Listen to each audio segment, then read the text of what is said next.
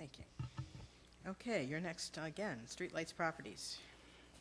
First item has already, again, been mentioned during public comment, so I think we'll consider public comment to be the prescient time early on our agenda for things to be mentioned. But the striping of the streets is of concern. As Ted mentioned earlier, a couple of these locations that were done not that long ago are really terrible, and they are going to be redone in a matter of weeks, weather cooperating.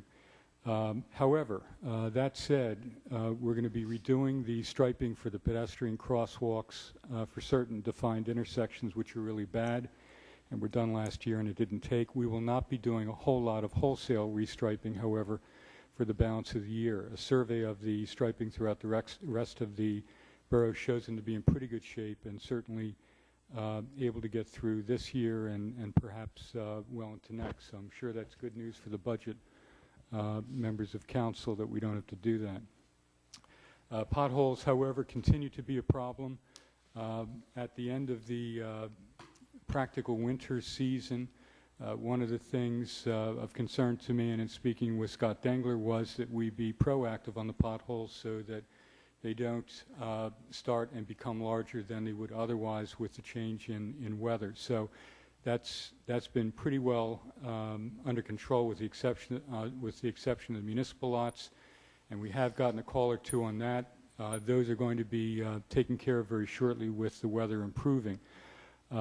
People may or may not know that during the course of the winter, when these type potholes open up, the seasonal ones, they're repaired with what's called a cold patch, which is a cold weather. It's not a hot application because of the weather.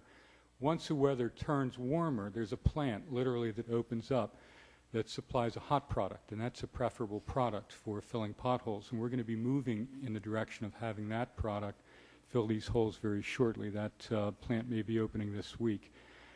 So you may see a difference, or you may not if you don't notice, between the two ways of filling a pothole. But we want to remain proactive on it. Do let us know if you see something before it becomes a real problem. And as I say, the parking lots are going to be attended to very shortly. Beyond that, we talked about a couple things at work session. One was the curb ramp at Lafayette and South Lincoln. This has been a problem we've talked about for probably a year and a half, and is a ramp that we know to be a problem, particularly dangerous in the winter weather. At work session, the borough engineer was asked to provide a not-to-exceed number for purposes of doing the surveying, engineering, and coming up with a plan to tear out that ramp and replace it with a curb and seating. And since then, she has advised of a number of $800 to do that. So with that in mind, the agenda has a motion on it, which is to authorize preliminary work and survey by the engineer for removal of the handicap ramp located at South Lincoln and Lafayette Street. And I'm going to add to the motion at a not to exceed $800. We have a second? Okay. Second. Okay, it's been moved and seconded. Any discussion? You may recall I raised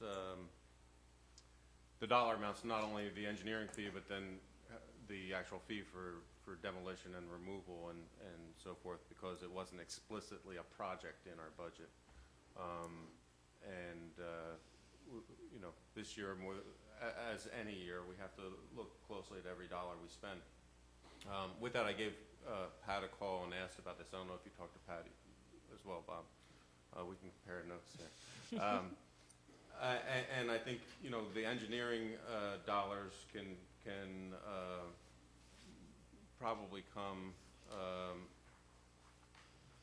out of there's a line item in the budget for roads projects, 408.315, that can probably come from the $800, and then the the additional dollars for removal and demolition, which we're not talking about tonight, but I believe are in the area of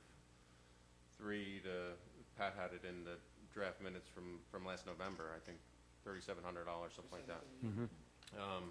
There is a line item in our budget, 438.613, of $10,000 for, special emergency repairs. That potentially that's where it might come from, or the general bucket under streets. But there is a lot of things that typically go into that streets, potholes and so forth you just mentioned. So I do think there is money in the budget for these two things. And Bob, what you're Mike, if memory serves me correctly, we're not putting sidewalk back in there. We're restoring it to just grass and what have you. Because Pristine grass. okay, we're not in the sidewalk business. No, as a matter of fact, and I should do this for people listening to this or watching this, and it's kind of like watching paint dry, I guess, but this this particular ramp is a very steep ramp, which was actually put in by the borough when South Lincoln was widened. And this stretch of sidewalk was put in, and this ramp was put in, and it's an extreme slope, which at this point in 2011 is not only not a good idea, it's totally unacceptable, and does pose some liability problems. So that's why the urgency of getting this done as opposed to not. And I just point that out because it is an expenditure we'd rather not make if we didn't have to, but it's been some time just getting to this point to get it done. Any further discussion on this motion? If not, all those in favor? Aye. Opposed? Motion carries.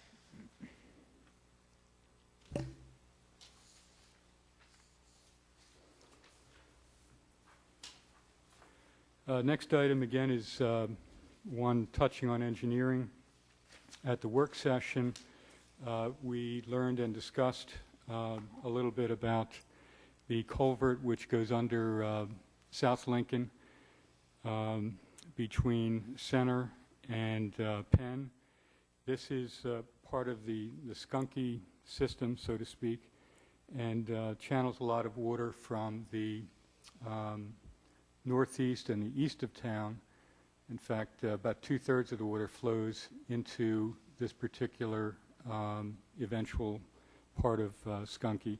In any event, it turns out that the culvert under South Lincoln has two identifiable problems. First, there's water which is going under the existing corrugated, I believe it's corrugated, lining itself. And the second is that immediately above that culvert on South Lincoln, which I think everyone agrees is a pretty important street for us, there is a crack which is formed across the length of the roadway. So it is something which requires us to take a look at, to evaluate, and we did discuss the possible assistance of Toll Brothers, who by virtue of their development put a fair amount of water into Skunky at that location just above this culvert.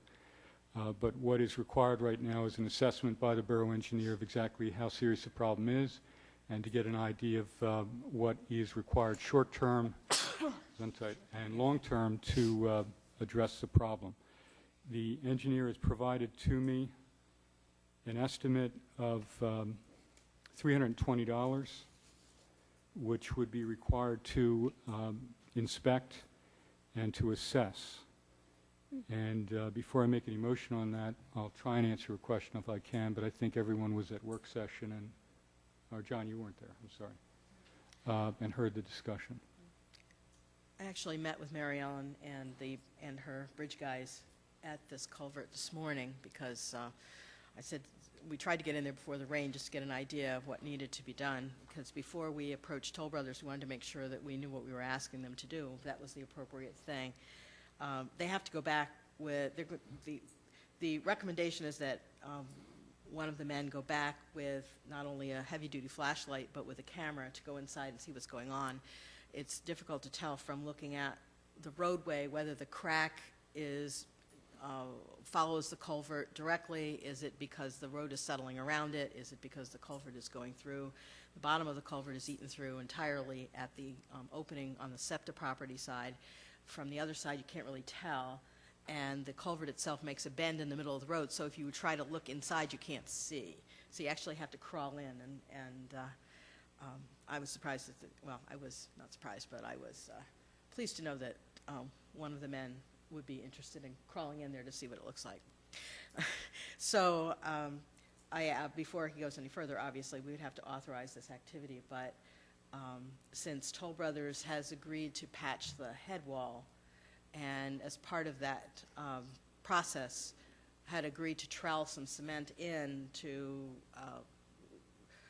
put a temporary repair on what's missing in the bottom of this culvert, the question was, is that what should be done now, or do we need to do something a little bit more aggressive, such as lining the whole culvert? And that's why we need to have someone go in and take a look, because if it's more extensive than what you can see from one end, do we need to look at this liner, and how soon do we need to look at it? If it's just a matter of patching at that entrance where the culvert is rusted through, then perhaps just throwing in some cement at this point will be sufficient. Okay. Did you make a motion? I did not. Okay. John, you weren't there. Do you have any question beyond what you're hearing as far as what this involves? Or? The only question I have is the culvert itself. This is something that was existing prior to the development. That's why it's Yeah. rusted through. It's not something they Yeah. put in recently. I'm not even sure how old it is. And when the Lincoln Avenue was repaved, that was a big project a number of years ago. It's unclear, but I don't recall that being that culvert was replaced at that time either. So I think this culvert is pretty old. Yeah. Goes back. Do you recall? Okay. Okay. With that, I'll make a motion to authorize the engineer to do an assessment of the culvert at South Lincoln between Center and Penn at a not to exceed of $320. Give a second. I'll second. Moved and seconded. Any discussion? No? Okay. All right. If not, all those in favor? Aye. Opposed? Motion carries.